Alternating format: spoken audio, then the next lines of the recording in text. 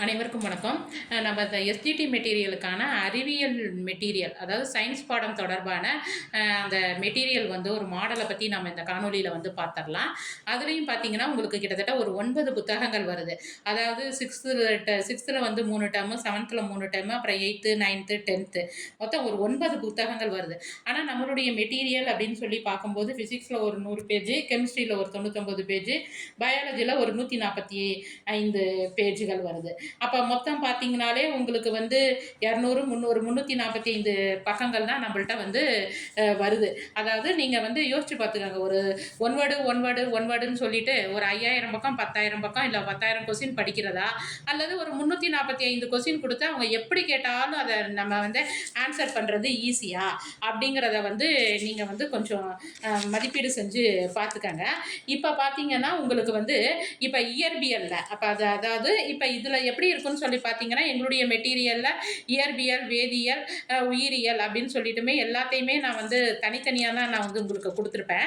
இதில் 2வது பாடத்தில் பாருங்கள், நான் உங்களுக்கு இது வந்து வீடியோ ரொம்ப பெருசாக போகிறதுனால அதனுடைய ஹெட்டிங்கை மட்டும் நான் உங்களுக்கு மேலோட்டமாக சொல்லிட்டு போயிடுறேன். நீங்கள் வந்து உள்ளே வந்து அதனுடைய பாயிண்ட்ஸ் எல்லாம் எப்படி இருக்குது அப்படின்னு சொல்லிட்டு வந்து நீங்கள் வந்து பார்த்துக்கங்க.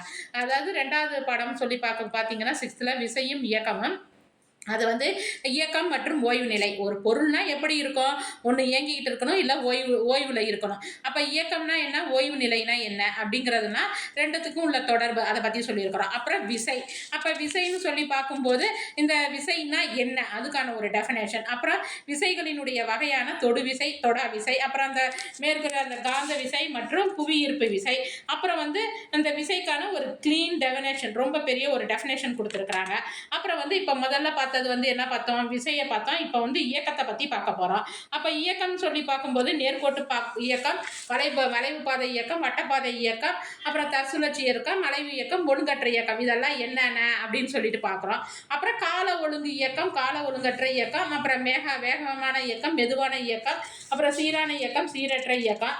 அப்புறம் வந்து என்னன்னு சொல்லி பார்த்தீங்கன்னா இந்த செயற்கை நுண்ணறிவு, நானோ ரோபாட்டுகள், அப்புறம் இந்த உங்களுக்கு தெரியுமால செய்து கொள்கின்ற சில செய்திகள். அதாவது என்னுடைய வீடியோஸ் வந்து ரொம்ப லென்த்தாக போகிறதுனால நான் வந்து இதை வந்து கொஞ்சம் அப்படியே அதில் உள்ள உங்களுக்கு வந்து சப்ஹெட்டிங்கில் மட்டும் நான் உங்களுக்கு இதில் வந்து சும்மா படித்து தான் காட்டியிருக்கிறேன், எக்ஸ்பிளைன் கூட பண்ணலை. நீங்கள் வந்து என்ன பண்ணியிருக்கீங்கன்னா இதை கொஞ்சம் ஜூம் பண்ணி பார்த்தீங்கன்னா இதனுடைய மெட்டீரியல் எப்படி இருக்கும் அப்படிங்கிற ஒரு முடிவுக்கு உங்களால் வர முடியும். இப்போ காட்டினது பார்த்தீங்கன்னா உங்களுக்கு ஃபிசிக்ஸில் காட்டியிருக்கிறேன். இப்போ அடுத்து பார்த்தீங்கன்னா உங்களுக்கு கெமிஸ்ட்ரியில் காட்டுறேன் பாருங்கள். இப்போ கெமிஸ்ட்ரியில் பார்த்தீங்கன்னா அன்றாட வாழ்வில் வேதியியல் அப்படிங்கிறத ஒரு டாபிக் இருக்குது. அப்போ அதில் பார்த்தீங்கன்னா வேதியியல் மாற்றம்னா என்ன, இயற்பியல் மாற்றம்னா என்ன, அப்புறம் அந்த சோப்பு மற்றும் சலவை தூள்களுக்குள்ள மூலக்கூறுகள் எப்படி இருக்குது, அப்புறம் நீர் வெறுக்கும் பகுதி, அப்புறம் நீர் விரும்பும் பகுதி, அதை பற்றியெல்லாம் சொல்லியிருக்கிறாங்க. அப்புறம் உரங்கள், என்னென்ன உரங்கள் வந்து தாவரங்களினுடைய வளர்ச்சிக்கு பயன்படுத்துகிறாங்க, கரிம உரங்கள்னா என்னென்ன, கனிம உரங்கள் அப்படின்னா என்னென்ன, அப்புறம் அதற்கான குறியீடு, அதில் நைட்ரஜன், அதாவது குறியீடுங்கிறேன், அதாவது தவறு, போரானித்தினுடைய பெயர், அதில் வந்து நைட்ரஜன் எத்தனை பர்சன்டேஜ், பாஸ்பரஸ் எத்தனை, பொட்டாசியம் எத்தனை அப்படிங்கிறது. அப்புறம் சிமெண்ட்டுக்கு முக்கியமான இது ஒரு கொஸ்டின், இது ஒன் வேர்டில் கட்டாயம் கேட்பாங்க. சிமெண்ட்டினுடைய மூலப்பொருட்கள் என்னென்ன, அந்த இது சிமெண்ட்டினுடைய பயன்கள். அப்புறம் ஜிப்சத்தினுடைய மூலக்கூறு வாய்ப்பாடு CaSO4 2H2O, இது வந்து கேட்பாங்க. அடுத்து பார்த்தீங்கன்னா உரம், அது இதனுடைய பயன்கள். அதேமாரி பார்த்தீங்கன்னா எப்சம், அப்புறம் வந்து அதனுடைய மூலக்கூறு வாய்ப்பாடு, அதனுடைய பயன்கள். பாரிஸ் சாந்து, லாஸ்ட் டைம் டிஎன்பிசி கொஸ்டினில் ஒரு கொஸ்டினில் இந்த பாரிஸ் சாந்தை பற்றி வந்து கேட்டிருக்கிறாங்க. அதனுடைய மூலக்கூறு, அது எப்படி தயாரிக்கப்படுகிறது, அதனுடைய பயன்பாடுகள். அப்புறம் ஃபீனால், அதுக்கப்புறம் அதனுடைய மூலக்கூறு, அதனுடைய பயன், அதை பற்றி. அப்புறம் ஒட்டும் பொருட்கள், அந்த பசைகள், அந்த ஒட்டும் பொருட்களினுடைய வகைகளை பற்றி சொல்லியிருக்கிறாங்க. அப்புறம் உங்களுக்கு தெரியுமால என்ன கொடுத்துருக்குறாங்களோ அதை அப்படியே நாங்கள் வந்து உங்களுக்கு எடுத்து கொடுத்துருக்குறோம்.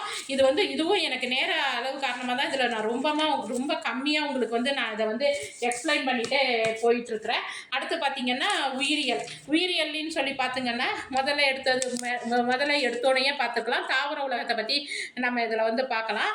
அதாவது தாவர உலகங்கள் அப்படின்னு சொல்லி பார்க்கும்போது அந்த தாவரங்களுடைய முக்கிய தொகுப்பு வந்து பார்த்தீங்கன்னா, வேர் தொகுப்பு, தண்டு தொகுப்பு அப்படின்னு சொல்லிட்டு, அப்புறம் வேர் தொகுப்பினுடைய வகைகள். அதாவது வேருங்கிறது ஆணிவேர் தொகுப்பு, சல்லிவேர் தொகுப்பு அப்படிங்கிற 2 வகைப்படும். அதுல வந்து என்னென்ன எடுத்துக்காட்டுகள், அந்த வேர் தொகுப்புனா என்ன, சல்லிவேர் தொகுப்புனா என்ன, நான் அத அந்த பேஜஸ் வச்சு இருக்கிறேன். கொஞ்சம் வந்து எல்லாரும் கொஞ்சம் ஜூம் பண்ணி பார்த்துக்கங்க. அப்புறம் தண்டுன்னு சொல்லி பார்க்கும்போது, தண்டினுடைய பகுதிகள், அப்புறம் வந்து இலை, அதை பத்தி சொல்லியிருக்காங்க. அப்புறம் வாழிடங்கள், உயிரினங்களினுடைய வாழிடங்கள், அதுக்கப்புறம் பார்த்தீங்கன்னா நீர் வாழிடம், நன்னீர் வாழிடம், அப்புறம் வந்து நில வாழிடங்களை வந்து 3 வகையாக. நீர் வாழிடம்னா என்ன, அதனுடைய வகைப்பாடுகள் என்ன, நில வாழிடங்கள்னா என்ன, அதனுடைய வகைப்பாடுகள் என்னென்ன. அதாவது நில வாழிடங்கள்னு பார்க்கும்போது காடு, புல்வெளி, பாலைவனம், அதை பற்றிய வகைப்பாடுகள். அப்புறம் தாவரங்களினுடைய தகவமைப்புகள், பற்றுக்கொம்பி, பின்னுக்கொடி, முட்கள். அப்புறம் உங்களுக்கு எப்போதும் போல உங்களுக்கு தெரியுமா அப்படிங்கிற அந்த போர்ஷனை பற்றி நாங்கள் வந்து உங்களுக்கு விரிவான முறையில் இதில் கொடுத்துருக்குறோம்.